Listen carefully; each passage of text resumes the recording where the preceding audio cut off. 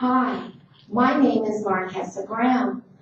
I'm going to share with you for a couple of minutes some of my ideas about social welfare reform.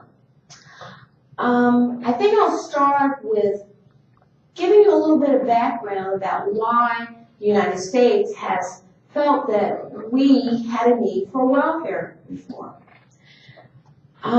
Welfare as a program began in the United States around 1935 with the New Deal. That was a period in our history immediately following the Depression when many Americans had experienced economic loss. Among those Americans that had experienced economic loss were also some Americans who had been historically pretty middle class.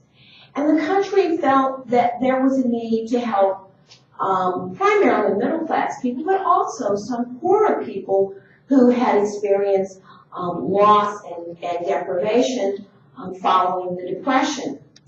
So again, around 1935, we had our first kind of structured social welfare program in the United States. The primary program under the New Deal was the Social Security program.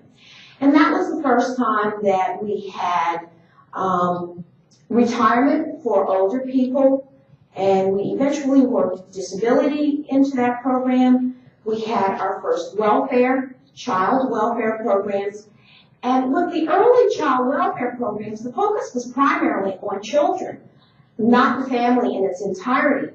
So mothers were able to get money for their children. Now the key was moms could get money for their children under the first Social Security programs of 1935. But if there was a man in the house, the mother could not get money. So the program under Social Security was set up primarily for mothers and children. Back in those days, it was the job of the social worker to make sure that mothers didn't have men in their homes. So at that point, social workers could go into the homes in the middle of the night and do their midnight raids and make sure there was no man in the house.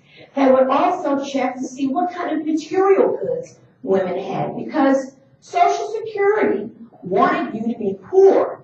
And if you had a nice radio, if you had nice electrical appliances, then they didn't feel like you were poor enough or, quote, deserving enough.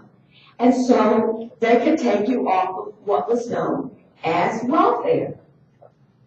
Later, around the 40s, a case went to the Supreme Court, and a judgment was made that you could not remove women from welfare because a male was in the household, and that you basically had to do what was known as simply a means test to be sure that families met the income requirements, their incomes were low enough to qualify for welfare under the Social Security program.